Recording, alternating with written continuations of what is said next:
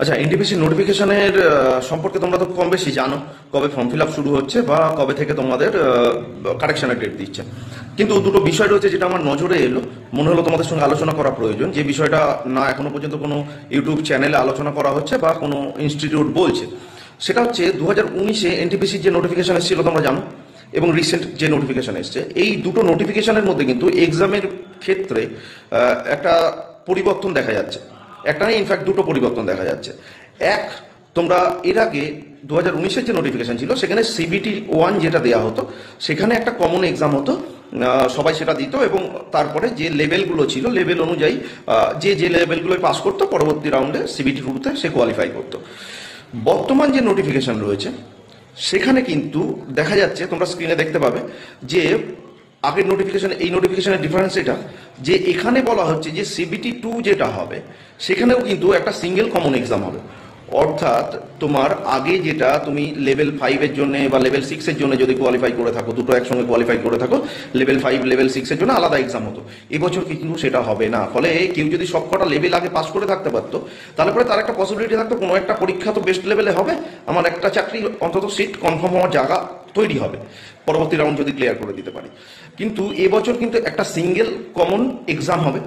ফলে বিষয় যেটা দাঁড়াচ্ছে যে তুমি কিন্তু এবছর আর সেই সুযোগটা পাচ্ছ না। সিবিটি 2-তে তুমি আলাদা আলাদা প্রত্যেকটা লেভেলের জন্য এক্সাম দিতে পারছো না, যেটা এর আগে সুবিধা ছিল।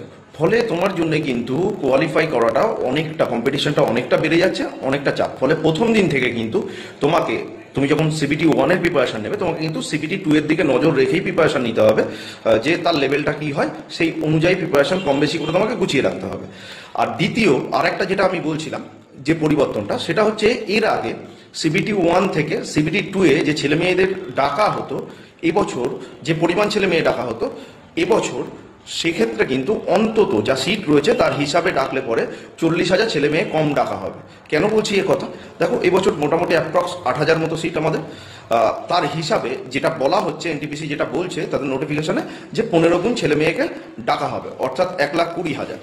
এই বিষয়টাই 2019-এর নোটিফিকেশন, তোমরা দেখো স্ক্রিনে সেটাও দেখতে পাবে, যে নোটিফিকেশনে যেটা বলা হচ্ছে সেটা হচ্ছে সেখানে 20 গুণ ডাকা হচ্ছিল।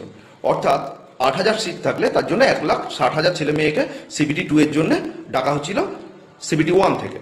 ফলে এবছর কিন্তু ছেলে মেয়ে অনেকটা কম ডাকা হবে। ফলে দুটো বিষয় যেটা রয়েছে, যে এক তো তোমার সিবিটি 2-তে একটা কমন এক্সাম হবে, দ্বিতীয় বিষয় ছেলে মেয়ে অনেক কম ডাকা হবে।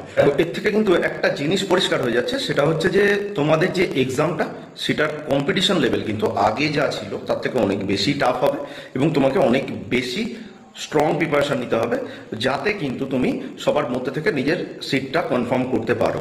ফলে খুব সোজা হবে না প্রিপারেশনটা নেওয়া, তোমাকে একদম একটা ব্লুপ্রিন্ট তৈরি করে প্রিপারেশন নিতে হবে, কিভাবে এগোবে, কোন প্রসেসে এগোবে।